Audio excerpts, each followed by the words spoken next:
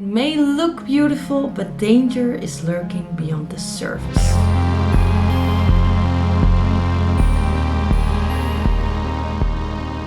Hi everyone and welcome back to a new video.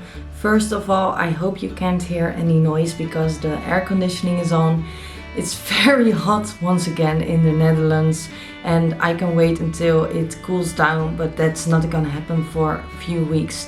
So for now, I'm just a little bit sweaty, but that's also something that will happen when you come close to a volcano, which is the subject we are gonna talk about today. So maybe it suits the occasion. And I know it's been a few years since I've talked about volcanoes. It's not that I didn't want to talk about volcanoes, but I just couldn't really find good information, or I didn't really understand what I was searching for. But now we are gonna talk about Yellowstone in America. Yellowstone has been on my list for a very long time. A few years ago I did a video about the Campi Flegrei in Italy and also about the Vesuvio in Italy, and one of my colleagues had watched my videos, Colin, hi, and he suggested Yellowstone because he said that Yellowstone was one of the most dangerous places, especially the supervolcano there, and if it erupts it can be catastrophic for the entire world. So I was very curious if that was true. So shout out to Colin for mentioning this and for giving me the inspiration to do this video. I always try to investigate it first, and there is some truth in it because there have been eruptions in Yellowstone Park and the surrounding area. So is it a ticking time bomb or will it fizzle out? Let's find out. As always, I'd like to point out that I'm not an investigator. I just search on the internet for information and compile it into one video. I hope you guys gonna like it, and well, let's stop talking about random things and start with the video. It all began on March the 1st, 1872, when Yellowstone became the first national park of the entire world. This happened because artist Thomas Moran and photographer William Henry Jackson went on a 40-day geological survey to document the area. Back in the day, stories of the strangeness and beauty of the landscape were passed off as a myth. It all sounded too surreal to be true. Steaming pools and shooting geysers do sound like a fairy tale landscape. But when Jackson and Moran painted and shot pictures of the Grand Canyon of the Yellowstone and the splendor of Hayden Valley, it all changed. Yellowstone would be known as Yellowstone National Park, and it would be one of the most popular national parks in the world, with around 4.9 million people visiting every year. Yellowstone National Park is located in the western United States, largely in the northwestern corner of Wyoming, extending into Montana and Idaho.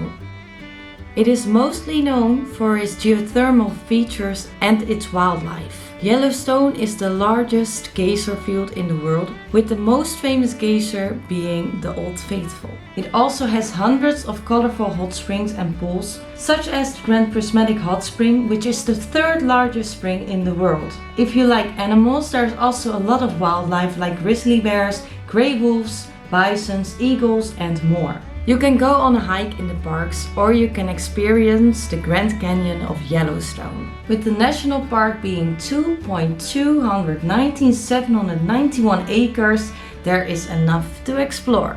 I could talk hours about Yellowstone National Park. I would also love to visit it one day. But of course this video is about a volcanic area, so we are gonna focus on the volcanic area in Yellowstone. It may look beautiful, but danger is lurking beyond the surface. The Yellowstone Caldera, also known as the Yellowstone Supervolcano, is an enormous crater located in the western central portion of Yellowstone National Park. It was formed by a cataclysmic volcanic eruption around 640,000 years ago. It's covering 30 by 45 miles of the park, so a large area. And what is a caldera? Calderas are always products of eruptions. A caldera is formed when underground magma chambers rapidly empty out and can no longer support the weight of the earth above them. The ground depresses and forms a large crater-like sinkhole. Yellowstone has one of the most active volcanic calderas on the earth, which also makes it very unique. Nowhere else could you find so much evidence of massive volcanic eruptions and a surrounding area that looks so unearthly. Notable features of the caldera include Yellowstone Lake, which is located in the caldera's southeastern area, the West Stump, which was formed by a small eruption in the caldera about 150,000 years ago. There are also two resurgent magma domes on north and the other west to Yellowstone Lake. They have been forming in the caldera, and the western dome underlies many of the park's hydrothermal features. The Yellowstone region has seen 3 big eruptions. And luckily for us, the latest eruption happened 630,000 years ago. The first one that we know of happened 2.1 million years ago. Thankfully, the Yellowstone Volcanic Observatory is constantly monitoring the volcano and its surrounding area for changes beyond normal background movement. Of course, like always, there are people who think that the American government is hiding something from us. They think that the American government knows about an eruption that will happen soon, that will destroy the entire world, and they are trying to cover it up because otherwise we would all be in panic and the world would go down before the volcano could erupt. But how do we know if a volcano is going to erupt? We would need to know the signs of an impending volcano eruption. According to an article on Yellowstone's website, there are several indicators you should check. So we are gonna check them as well. There have to be hundreds to thousands of earthquakes per day, and the earthquake should be of a 4.5 magnitude range or larger. The ground movement must be significant. Elevation changes, bulges or rising and lowering of the ground are indicators of that. Also, the geyser activity should change, as well as changes in the geothermal gases that come from the ground. Are these things happening in Yellowstone? According to Henry Heiser, who is of the National Park Services, some of these indicators are there, like the earthquake swarms in Yellowstone, the ground deformation, and a daily change in the hydrothermal system. There are 1,000 to 3,000 earthquakes in Yellowstone each year, but you can hardly feel them. They should not cause any panic. Volcanic ground is always moving, and as long as it's not of a great magnitude, we shouldn't worry about it. Is Yellowstone overdue to erupt? Of course, you can never know when a volcano or a volcanic area is ready to erupt. There is no schedule you can check. But if you look at all the explosions that happened at Yellowstone, it would be an average of 725,000 years between eruptions. And this would mean that it would take another 100,000 years before an eruption would take place again.